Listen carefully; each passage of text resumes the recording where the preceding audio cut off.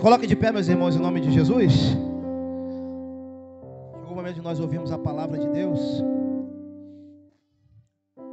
Aleluia. Vou chamar aqui o presbítero Ricardo. Nosso amigo, né, irmão? Se tornou amigo já. E através do nosso presbítero André. Já se tornou um amigo, né? Ele está vindo tanto aqui que eu estou com vontade de jogar uma ficha nele. Quem me conhece sabe como é que eu sou, irmão. Entendeu, pastor? O Nelson está até rindo. Sabe como é que eu sou, né, Jacques? A jadeira já está guardada. Hoje eu vou dar pena que ele me fez raiva domingo. Vou guardar. Vou guardar, entendeu? Mas brincadeiras à parte, né, irmãos? É um grande homem de Deus que está aqui para ministrar a palavra. O Ricardo tem sua igreja, tem seu pastor, claro. A gente brinca porque a gente tem um carinho, né? Mas toda brincadeira tem um negócio, verdade, né? Mas é verdade. É verdade. O pastor conhece o pastor de vocês. Então, mas a gente fala assim porque quando a gente fala assim é pelo carinho que a gente tem e a gente sabe que tem compromisso com a palavra de Deus. A gente tem muito cuidado de trazer as pessoas aqui nesse lugar, porque a gente paga um preço para estar aqui. Nós pagamos um preço. E as pessoas quando vêm aqui é porque são de confiança e têm o temor de Deus igual nós temos. Isso é importante, né, irmãos?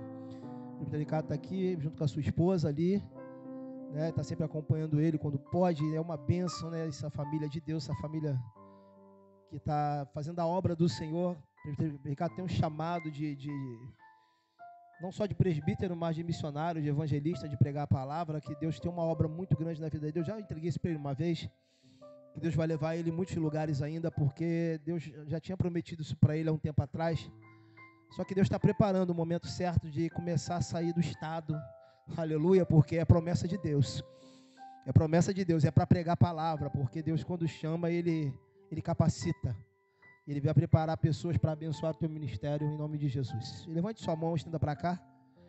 Usar pela vida desse grande homem de Deus.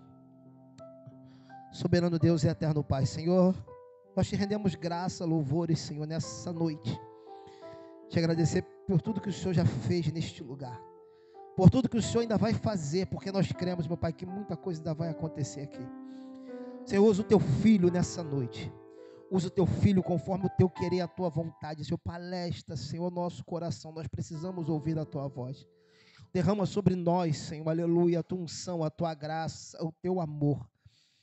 Que o teu filho venha, meu Pai, falar aquilo que ele já separou e aquilo que tu tem reservado para falar com ele, Senhor. Fala, Pai, porque a tua igreja necessita ouvir. Usa o teu filho, presbítero Ricardo, Senhor, para a honra e glória do teu nome. Amém, meus irmãos?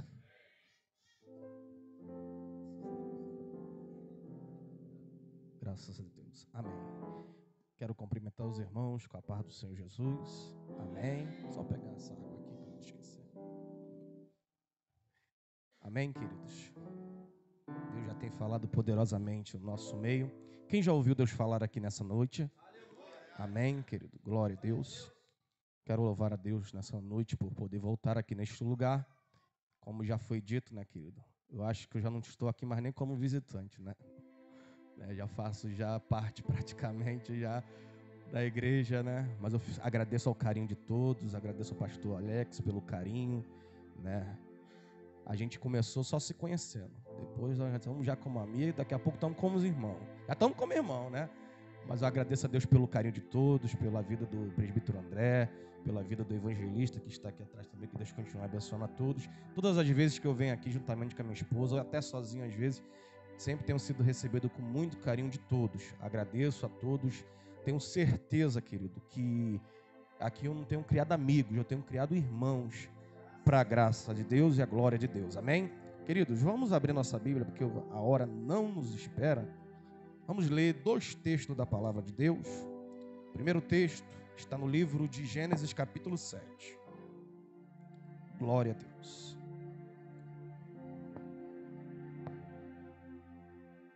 Graças a Deus. Livro de Gênesis, capítulo de número 7, versículo 1. Quem encontrou, diga amém. Diz assim a palavra do Senhor. Depois disse o Senhor a Noé: entra tu e toda a tua casa na arca, porque tenho visto que é justo diante de mim nessa geração. Amém? Vamos abrir a nossa Bíblia agora, lá no livro de Ezequiel, capítulo 22. Graças a Deus.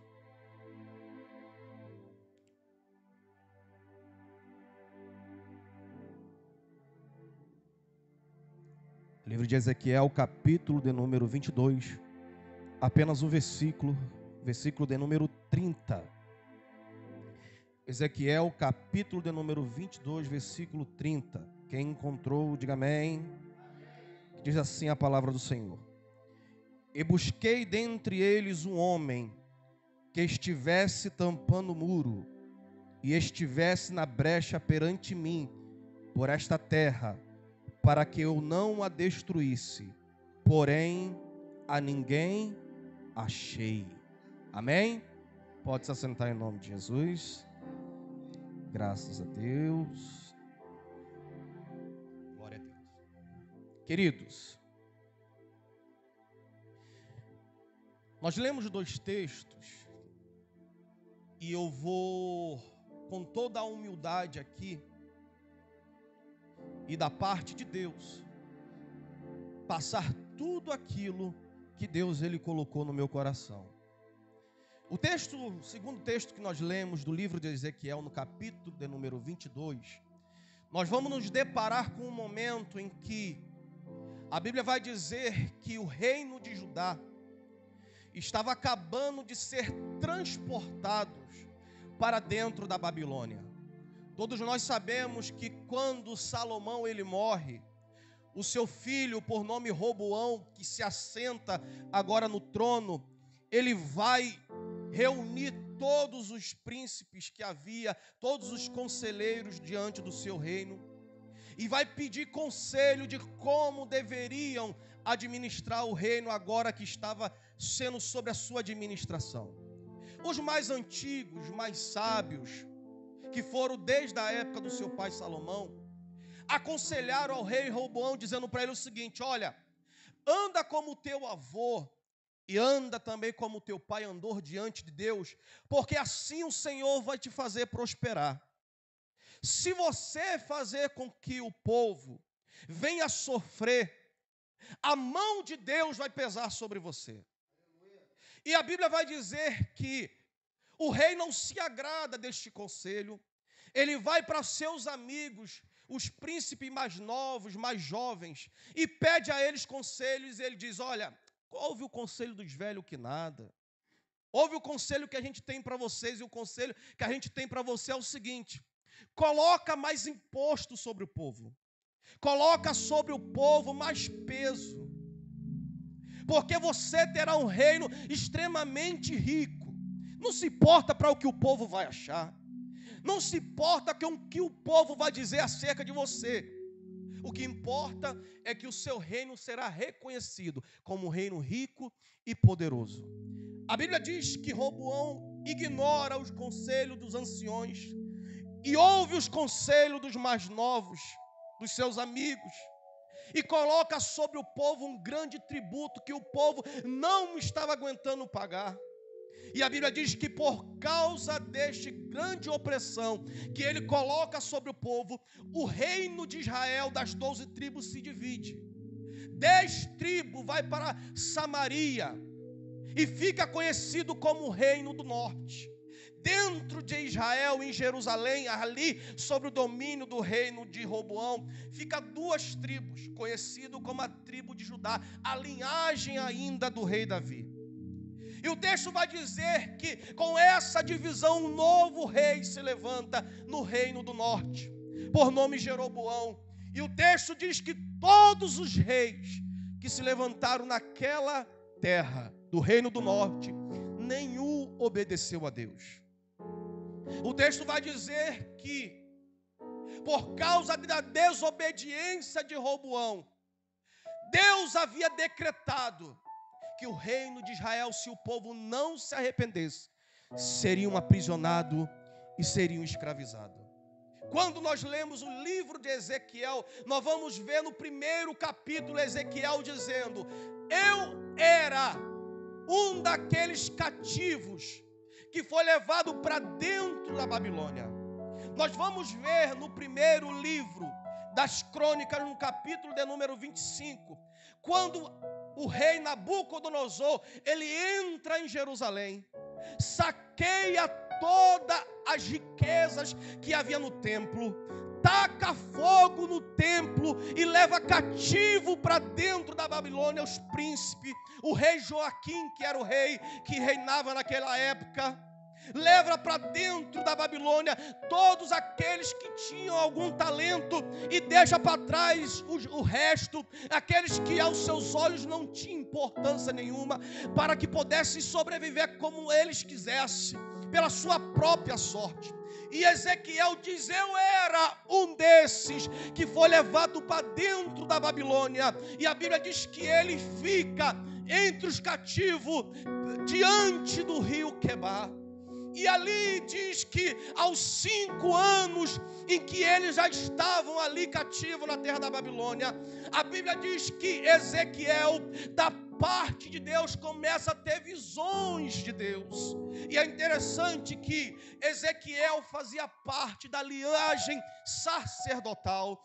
Ele não era profeta, ele fazia parte da tribo de Levi, aqueles que foram escolhidos para serem sacerdote na casa do Senhor. Ele foi desde pequeno treinado, a quando completasse os seus 25 anos de idade, passaria pelo treinamento para poder estar apto aos seus 30 anos de idade, assumir a sua posição como sacerdote. Só que a Bíblia vai dizer que este período é interrompido, porque quando ele tem 25 anos de idade, ele é arrancado de dentro de Jerusalém e é levado para dentro da Babilônia. Só que quando ele completa 30 anos de idade, ele não é ungido como sacerdote, mas Deus vai chamá-lo como profeta.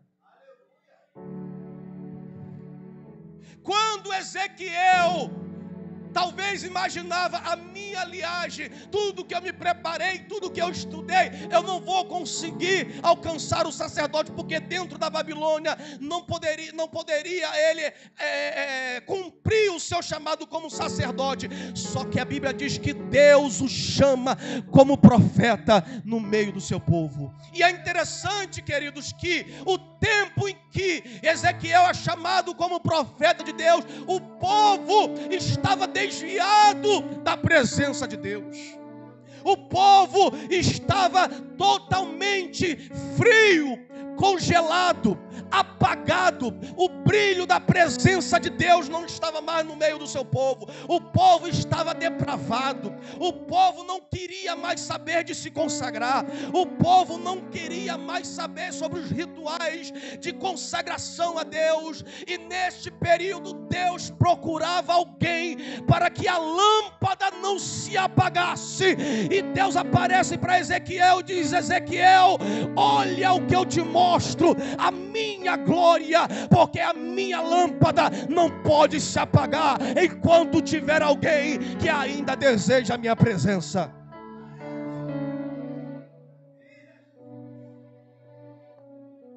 É interessante que o nome Ezequiel quer dizer aquele que Deus ajuda, ou aquele que Deus ele sustenta. Ezequiel, ele começa a ter visões no capítulo de número 2, e ele vê seres espirituais. Ele começa a ver seres viventes, que a Bíblia vai chamar eles de querubins.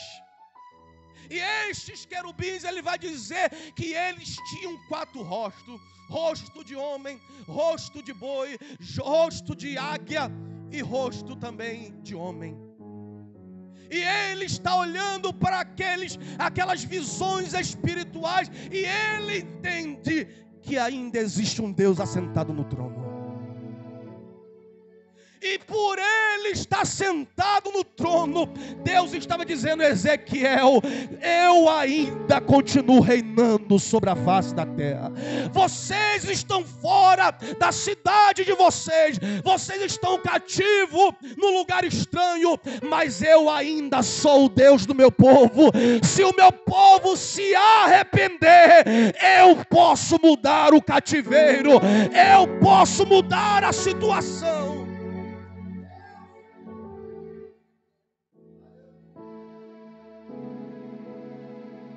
Deus, ele usa Ezequiel, e no capítulo de número 9, Deus tem tanto interesse de não permitir que o mal venha sobre Israel, que Deus orienta para Ezequiel: Ezequiel, diga para o meu povo. E Deus dá uma visão para Ezequiel no capítulo de número 9. E neste capítulo a Bíblia vai dizer que na visão Ezequiel vê Deus ordenando com que homens entrem dentro de Jerusalém. E Deus diz a Ezequiel, e Deus diz naquela visão: mata todos, mata homem, mata mulher, mata criança, mata todo mundo, mas porém não matem quem tiver a marca da tinta do tinteiro. Porque na visão de Ezequiel, enquanto os homens estavam indo para poder fazer a matança, há também um varão de branco que ele entra na cidade com um tinteiro na sua mão. E a Bíblia diz que todos aqueles que foram marcados com tinteiro, quando veio a ordem de Deus para que viesse a morte, o anjo, aquele homem, aquela morte não veio para quem estava marcado pelo aquele homem. E eu entendo que Deus tem uma preocupação. Antes de mandar o juízo, Ele marca o seu povo para que o mal não chegue sobre a sua vida. Deus tem interesse de preservar os seus. Ou você acha que aquele livramento que Ele te deu, ou deu para alguém da sua casa, foi algo por acaso? É porque Ele disse que pode vir a morte, mas os meus eu vou preservar com vida. Deus está cuidando dos seus. Deus está cuidando da sua vida. Deus está cuidando do teu filho, do teu marido, da tua esposa. Deus está cuidando da tua casa. Enquanto tiver a marca do tinteiro, ou seja, a marca do sangue, a morte não tem autoridade para tocar em você, porque você está marcado pelo Todo-Poderoso.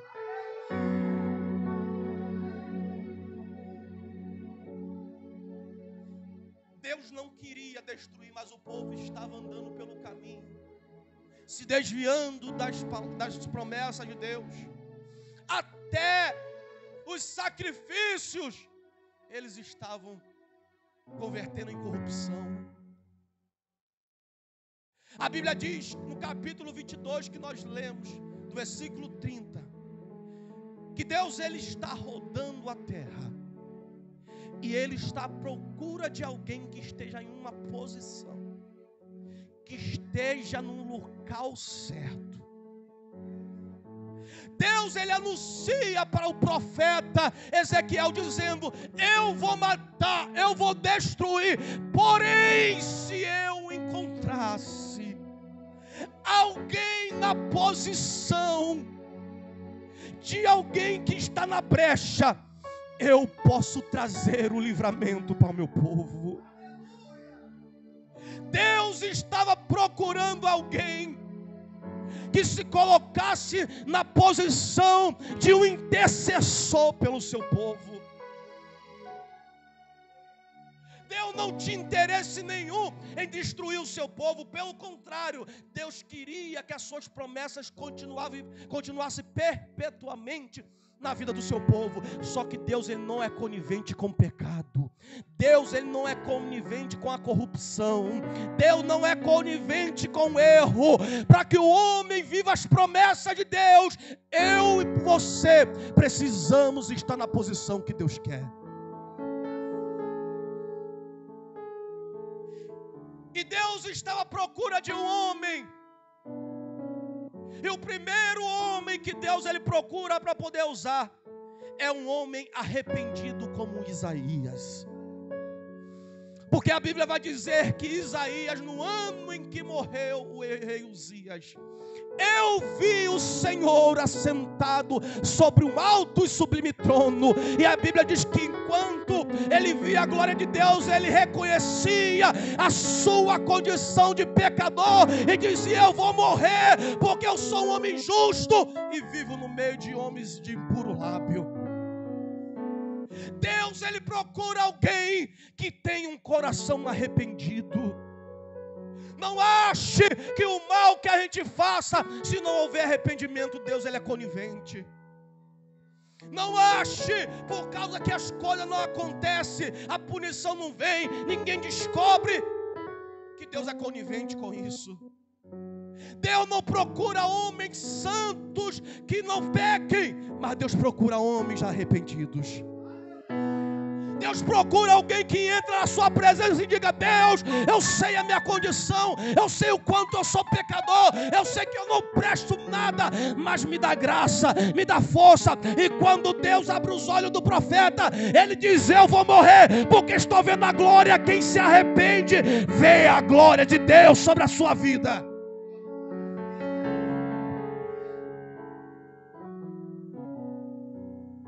Quem se arrepende, ver a glória de Deus sobre a sua vida. Se arrepender, querido, reconhecer que erra, isso mostra que você é humano. E Deus procura homens e mulheres de carne e osso para poder usar, mas que sejam arrependidos. Segundo, Deus procura um homem aquebrantado, como foi Davi. O Salmo 51 diz que ele faz uma oração dizendo: Deus, arranca de mim tudo. Arranca o ouro, arranca a coroa, arranca o trono, arranca tudo que o Senhor quiser, porque eu não tinha nada mesmo, arranca, mas só não tire de mim a tua presença. Davi estava dizendo: eu sei de onde Deus me tirou, e eu sei aonde Deus me colocou. Eu pequei, eu errei, mas eu sei que o meu Deus, ele é rico em perdoar. E o meu coração não pode estar cheio de soberba, por achar porque eu prego, por achar porque eu canto, por achar porque eu entrego revelação, por achar isso ou aquilo que eu sou alguma coisa. A graça dele é sobre mim, e eu preciso ter o coração aquebrantado. Para entrar na presença de Deus, tem que ser aquebrantado, tem que se derreter. Se o homem, quando chega na frente de um juiz, ele bate continência, ele tem que respeitar. Por que que eu e você diante de Deus não vamos reconhecer e nos aquebrantar? Quando Davi chegava diante de Deus, querido, o que chamava a atenção de Deus em Davi não era porque ele cortou o pescoço de um gigante, era porque quando ele se colocava diante de Deus, ele se quebrantava, a sua alma se derretia diante de Deus. Deus procura pessoas que têm os seus corações aquebrantados, que se derreta diante de Deus, que quando entra na presença dele, não se preocupa com quem está à sua direita nem à sua esquerda, mas rasga a sua alma, ainda que a pessoa venha olhar e se afastar um pouquinho do teu lado e dizer: isso aqui é maluco. Não tem problema, é você com Deus, é você com ele. Aproveita o momento, exalta ele, dá a tua melhor glória para ele, porque Deus, ele ouve o coração aquebrantado.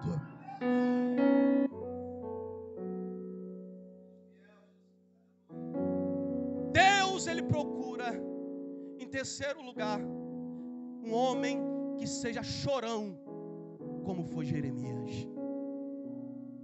Olhe para cá, querido. Se você conhece alguém que chora facinho, pode ter certeza que a pessoa provavelmente é bem sensível a Deus. Tem até um livro do próprio Jeremias que diz as lamentações de Jeremias. Pensa no camarada, querido, que quando entrava diante de Deus, era como manteiga na frigideira. Se derretia todinho. Deus, Ele procura, querido, pessoas que sejam sensíveis à sua presença. Deus, querido, infelizmente tem visto no meio do seu povo uma dureza muito grande de coração. As pessoas vêm para a casa de Deus com seus corações já amargurados. Não consegue adorar a Deus, já vem reclamando, porque a hora já está tarde, porque isso e porque aquilo, e não aproveita o momento de adorar a Ele. Quem sabe hoje é o dia em que Deus quer mudar a tua história, e você está perdendo tempo, em vez de murmurar, fazer algo sobrenatural sobre a sua vida. Jeremias tinha um costume muito grande nas suas visões, ver a realidade do seu povo, ver a matança para dentro de Jerusalém, e ele chorava pedindo a Deus misericórdia. E eu pergunto para você nessa noite, qual foi o dia que você chorou pela vida de alguém? Não vou muito longe não. Qual foi o dia que você chorou pela sua própria vida, pela sua casa? Qual foi o dia que você colocou a tua boca no pó, se humilhou mesmo e chorou, porque você sabe pela Bíblia que a tua casa está em risco? Qual é o homem que, sabendo que está vindo uma tempestade, está vindo um furacão, ele vai ficar tranquilo sabendo que a sua família não sabe dessa história? Eu não acredito que alguém pode ficar totalmente despreocupado sabendo que a tua família está correndo perigo. Tu consegue dormir durante a noite sabendo que o teu pai, tua mãe, teu filho, teu marido está no mundo, não aceitou a Jesus ainda? Ah, mas eu já preguei. Se não está resolvendo a palavra, querido, chora diante de Deus, porque isso pode mudar a história. Deus está cansado de olhos secos. Tem pessoas que, para poder fingir que está chorando, coloca colírio no olho. Deus, Ele quer ver as suas lágrimas, querido. Não precisa aqui aparecer na minha frente, na frente dos pastores, não. Mas diante de Deus, quando você fecha a porta do teu quarto, quem é você lá dentro? Deus procura alguém que chore pela sua família. Deus procura alguém, porque você precisa entender, a sua família está correndo perigo. E Jeremias chorava, querido, não somente pela sua família, mas ele chorava pelos que ele nem conhecia. Aí é mais longe ainda. Se tu não chora nem por você, nem pela tua família, imagina chorar por quem tu não conhece. Deus, Ele quer usar pessoas na brecha para lamentar pelo sofrimento do seu povo. Quando você passar por uma viela e ver alguém na prostituição, nas drogas, na cocaína, talvez você vai lembrar que um dia você talvez já esteve lá. Mas não somente de lembrar disso, as tuas lágrimas vão descer, porque Deus vai te incomodar. Deus, Ele vai te dar um coração sensível para entender que você precisa colocar em prática a tua posição como alguém que está na brecha. Deus não quer somente a sua igreja, o seu povo que vem num culto como esse para ficar no banco, que louva, que recebe aqui as bênçãos e volta para casa e não tem preocupação com ninguém. Enquanto a minha vida está bem, está tudo ok. A vida dos outros não me importa. Mas Deus, Ele quer que eu e você lamentamos pela vida de outras pessoas. O quarto homem que Deus procura, querido, é um homem paciente como foi Jó. E olhe para cá, no tempo em que nós vivemos hoje, pensa em algo difícil, é ser paciente. Paciência vem de esperar. Paciência vem de aguardar o momento em que alguém pode intervir a sua situação.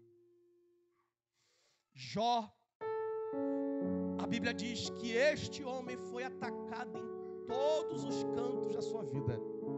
Não tinha nada mais a perder a não ser a sua própria vida, porque até a sua saúde foi debilitada. Mas ele diz: o Senhor me deu, o Senhor tomou. Deus, Ele procura alguém que seja paciente. Que talvez você possa estar vivendo um caos na sua vida, mas tenha coragem de ser brecha na vida de alguém. Deus procura alguém que seja paciente, porque mesmo passando por luta, tenha coragem, pastor Alex, de dizer: conta comigo, porque eu vou te ajudar, porque o meu problema é grande, mas vamos unir força, porque podemos vencer essa luta juntos.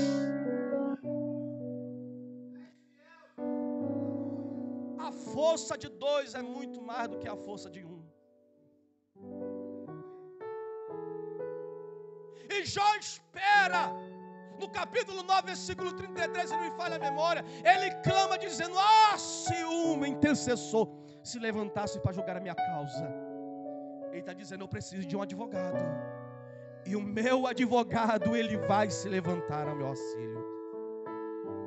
Quando você é paciente, e quando você é brecha na vida de alguém, Deus, Ele está agindo pela tua causa. Deus, Ele está trabalhando pela tua causa. Queridos, o quinto homem que Deus procura é um homem que tenha fé, como teve Abraão. Sabe o que é fé, querido? É você agir na direção de Deus sem saber no que pode acontecer.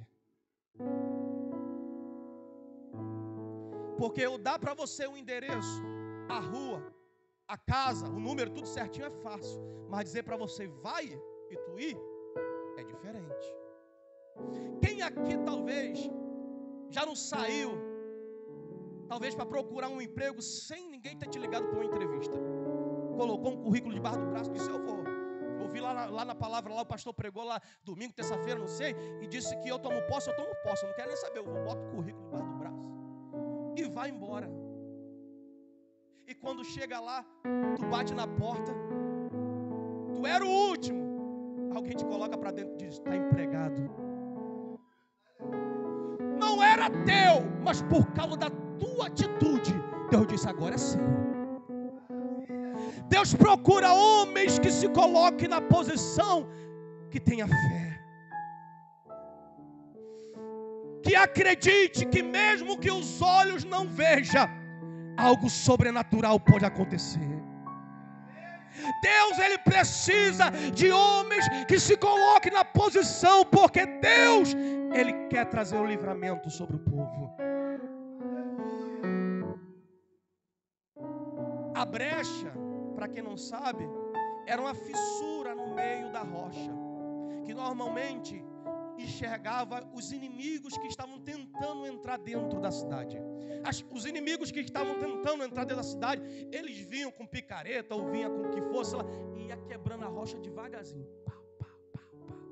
Quem estava dentro não percebia, mas lá fora já estava uma cratera muito grande.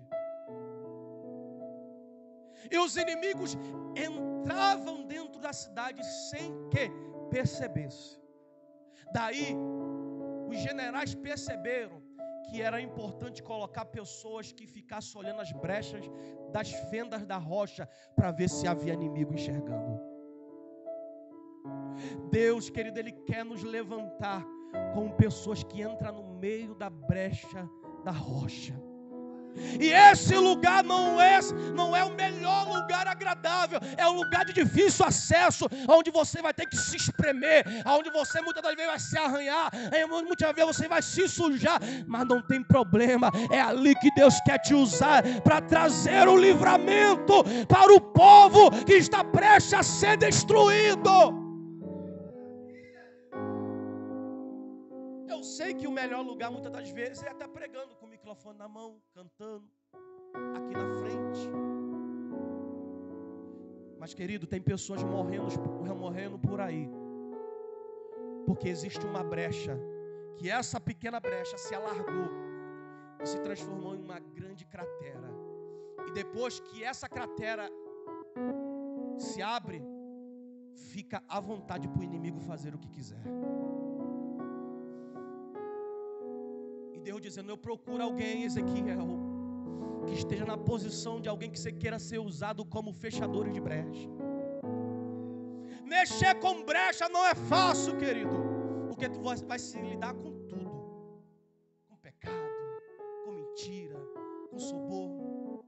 quando Deus procura alguém para poder usar, para tampar as brechas, Ele vai no meio dos príncipes, porque havia 3 grupos que Deus usava no Velho Testamento. O primeiro grupo era o grupo dos reis, dos sacerdotes e dos profetas. Quando Deus chega nos príncipes, está tudo corrompido, está tudo depravado. Aí Deus disse: não tem como usar esses príncipes.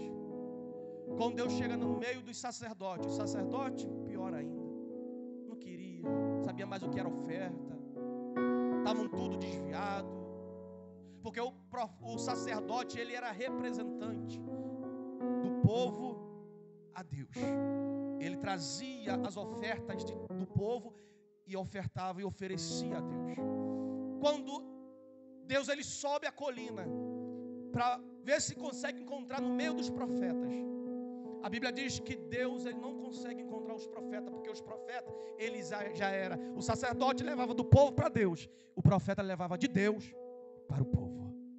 Quando Deus chega nas colinas, cadê os profetas? Não tinha ninguém para poder usar.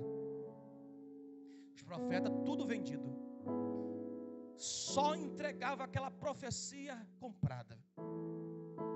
Aquela profecia que só agradava. Deus querendo o sapeco iaiá no meio do povo, e o povo dizendo: fica tranquilo porque é só vitória. Fica tranquilo porque Deus está se agradando do que vocês estão fazendo. E querido, não precisa ser muito inteligente para poder saber que às vezes há algumas revelações que nos entrega, você não precisa apontar o dedo no profeta para poder explanar, mas você sabe que sua vida não condiz com aquela profecia. E o profeta não foi nenhum dos 3, nem rei, nem príncipe, nem profeta, nem sacerdote, ninguém.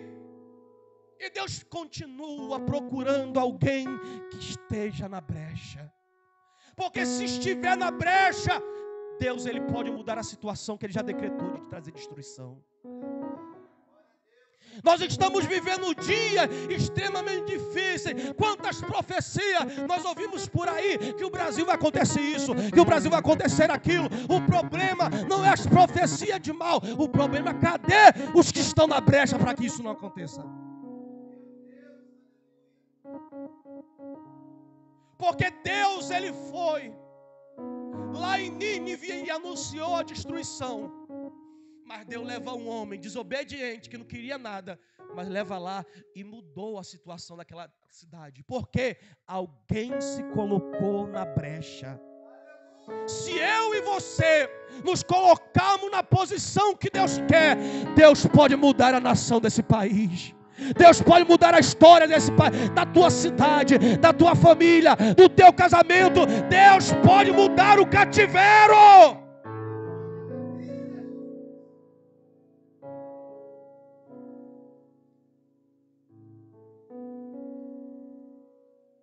Charles Spurgeon, um certo dia pregando em Chicago, ele vai dizer o seguinte: o mundo ainda não conheceu o que Deus pode fazer na vida de alguém que se entregue a Ele sem reserva.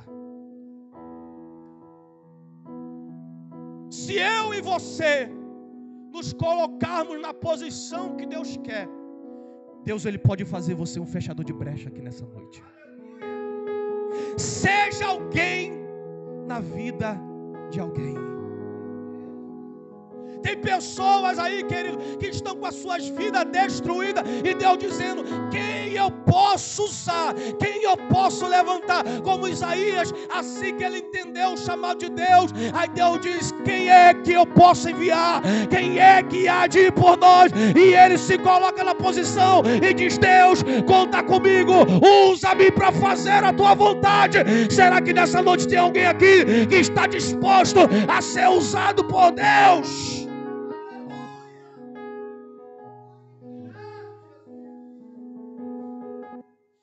Para encerrar, Deus procura um homem que seja restaurado, como foi Pedro. Aleluia. Olhe para cá, querido. Quem nunca ouviu falar a história de Pedro? Um camarada, querido, que um certo dia, Jesus estando com eles, prestes a ser preso, camarada do nada, igual um samurai, puxa uma espada no meio da cintura, mete na orelha do homem. A Bíblia diz que, na verdade, o historiador diz que, na verdade, não era a orelha que ele queria acertar, não. Ele queria pegar no pescoço. Mas como o homem foi ágil e pegou na orelha. Este é o homem. Um certo dia, Jesus está reunido com os seus discípulos. E ele pergunta assim, o que é que os homens estão dizendo ao meu respeito? Aí todo mundo dá a sua versão. O Senhor é Jeremias, o Senhor é Elias, o Senhor é João Batista que ressuscitou. E Pedro, não, gente, pelo amor de Deus. Todo mundo que olha para Jesus vê, ele é o Filho de Deus. Aí o Senhor disse, foi Deus que te revelou. Foi o Senhor que te deu essa palavra. Só que logo em seguida, Jesus está dizendo, está chegando o momento de eu ir para a cruz. Aí o que Pedro faz? Não, Senhor, eu não permitirei, não vou deixar. E o Senhor diz o quê? Para trás de mim, Satanás. O mesmo homem que era usado por Deus, também estava aberto a ser usado pelo diabo. Só que ele estava no momento de aperfeiçoamento. Não entendia ainda. Até que um dia, Jesus diz, Pedro, eu vou morrer. Está chegando o meu momento. E ele diz, Senhor, eu não vou deixar isso acontecer. Jesus, Pedro, antes que o galo cante, tu vai me negar 3 vezes. E a Bíblia diz que se cumpre isso. Jesus morre. Quando ressuscita, Pedro ouve falar juntamente com o seu discípulo que ele ressuscitou. E Pedro diz, sabe de uma coisa? Eu vou pescar. Ele vai para o mar da Galileia pescar.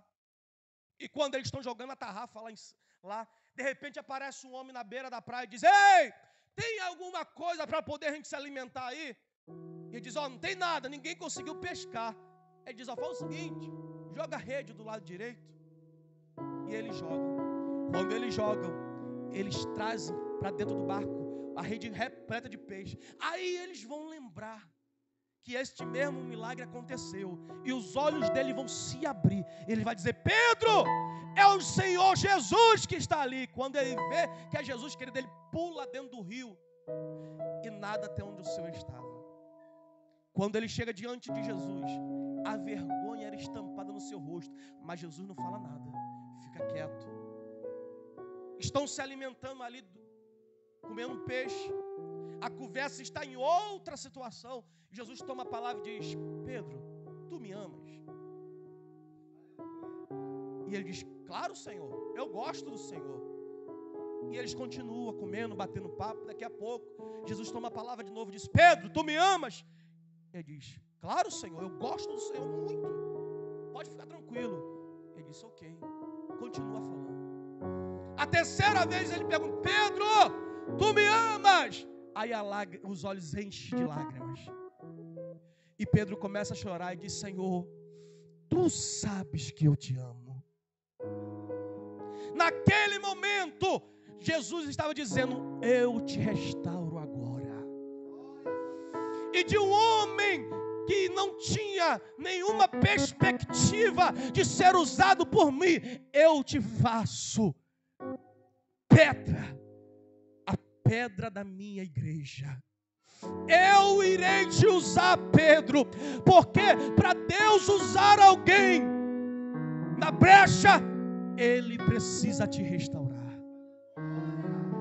Talvez nessa noite você pode dizer assim, Ricardo, eu até quero ser usado por Deus. Eu até quero ser essa pessoa que vai estar na posição de alguém que vai estar na brecha, mas eu preciso ser curado. E Deus nessa noite me trouxe para te dizer, eu vou te restaurar. Eu vou curar as feridas que estão dentro de você. Eu vou mudar o cativeiro da sua história. A sua família, a sua casa, como foi dito aqui na palavra de Deus, é projeto de Deus. E para me encerrar, fecha a palavra de Deus agora. Gênesis 7:1, que é o tema. Deus procura alguém, Deus encontrou Noé. Alguém no seu tempo, aonde os homens estavam completamente entregues à prostituição, à bebedice, à idolatria, gostavam de sangue, matar os outros, fazer tudo que não prestava. Deus olhou para a terra e disse, encontrei alguém justo no meio dos povos. Deus, Ele pode encontrar alguém no meio do mundo perdido, querido. E Deus faz uma promessa para aquele homem chamado Noé: eu irei salvar a tua casa se você se colocar na brecha. Tem melhor recompensa do que ter a sua casa salva se você se colocar na posição que Deus quer. O mundo pode estar quebrando o pau aí fora, como é que está? Sangue para todo lado, guerra para todo lado, morte para todo lado, fome para todo lado. E Deus dizendo: será que eu encontro alguém nessa noite para que eu possa usar, para se colocar na posição, para poder eu mudar a história desta nação?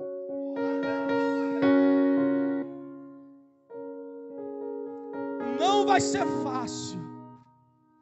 Pessoas vão olhar para você e vão zombar, como zombaram de Noé. Mas ele disse: não tem problema, eu sei quem me chamou e eu sei quem me vocacionou para esse projeto. Quem viver verá. Mas os fechadores de brecha estão se levantando aqui nessa noite. Você é alguém escolhido por Deus para poder fechar a brecha. O pecado não tem poder sobre a sua vida. A idolatria não tem poder sobre a sua vida. A mentira, a corrupção não tem poder sobre a sua vida. Porque Deus nessa noite está levantando homens fiéis, homens justos, homens cheios de fé, de coragem, de autoridade. Deus está derramando o seu poder. E quem acredita nisso, levante a sua mão e adore a Ele, porque o inferno não terá autoridade. Oh, glória! Será que Deus pode contar com alguém aqui nessa noite? Deus, Ele pode te usar.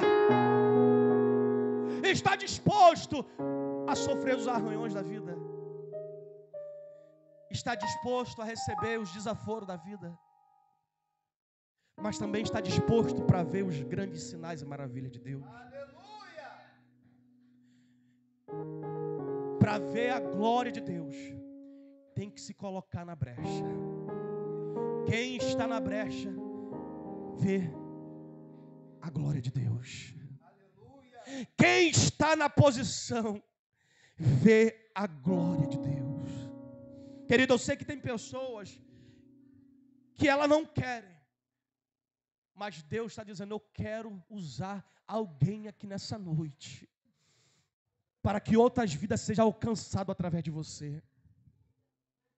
O mundo está entregue ao pecado, à idolatria, à morte. Mas Deus está dizendo: se essa igreja se colocar na posição que eu estou determinando, eu posso trazer livramento para Manguariba, eu posso trazer livramento para Santa Cruz, eu posso trazer livramento para Campo Grande, eu posso trazer livramento para Santíssimo, Camará, eu posso trazer livramento para São Paulo, para o Rio, para o Brasil. Eu posso mudar a situação, independente de quem esteja à frente deste governo.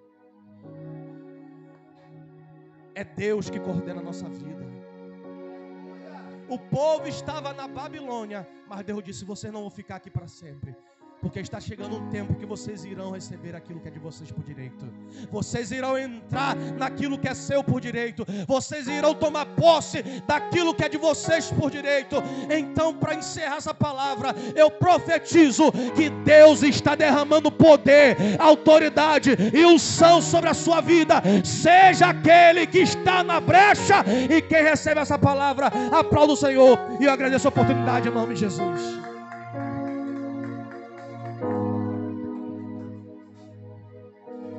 Aleluia.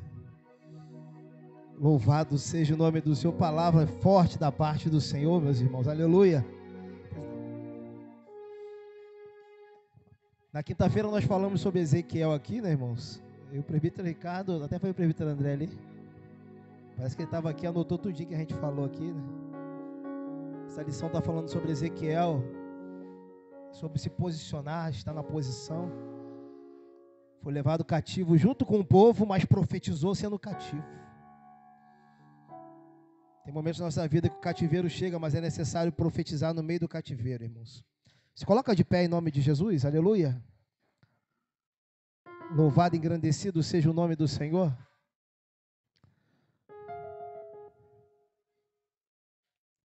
Apaga a luz aí para mim, por gentileza. Fecha os teus olhos nessa noite. Adore assim, ó. Grande é o Senhor e muito digno de louvor. Só quem sabe? Na cidade do nosso Deus, teu santo monte. Alegria de toda a terra.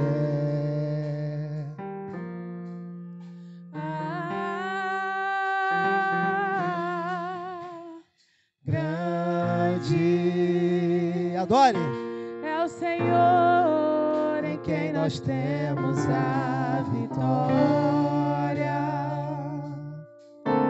e que nos ajuda contra o inimigo. Por isso diante dele nos prostramos.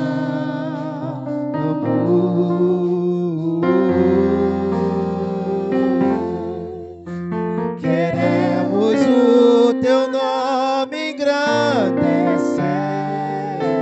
Adore, vai. E agradecer-te por tua obra em nossas vidas. Confiamos em teu infinito amor. Só tu és o Deus eterno.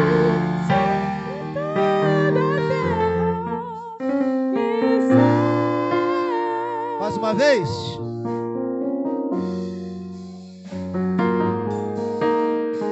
Grande.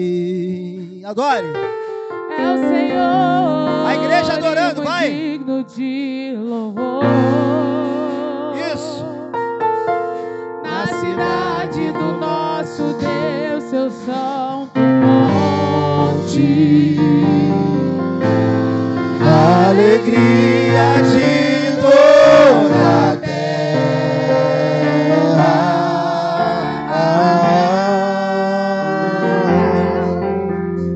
Grande é o Senhor em quem nós temos a vitória. Que nos ajuda. E que nos ajuda contra o inimigo. Por isso, diante dele, queremos o teu nome engrandecer. Isso, adore. E agradecer-te. E agradecer-te por tua obra em nossas vidas.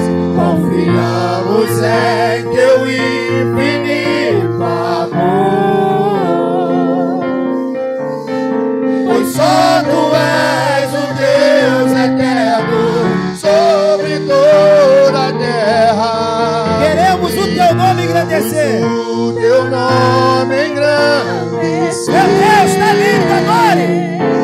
E agradecer-te. E agradecer-te por tua obra em nossas vidas. Confiamos em teu infinito amor. Pois só tu és o Deus eterno sobre toda a terra. Pois só tu és o Deus eterno sobre toda a terra. Pois só tu és o Deus eterno sobre toda a terra. E céu. Aplaude ao nome de Jesus nessa noite. Aquele que é digno de toda honra, toda glória e todo louvor. Oh, aleluia! Louvado seja Deus. Ainda de pé, meus irmãos, para nós encerrarmos em nome de Jesus. Louvado seja Deus. Meus irmãos, nós vamos fazer uma oração no final aqui pela a sobrinha da irmã Márcia, irmãos. O nome dela é Caroline. Ela sofreu um infarto, meus irmãos, tá? Ela mandou mensagem e nós vamos estar fazendo uma oração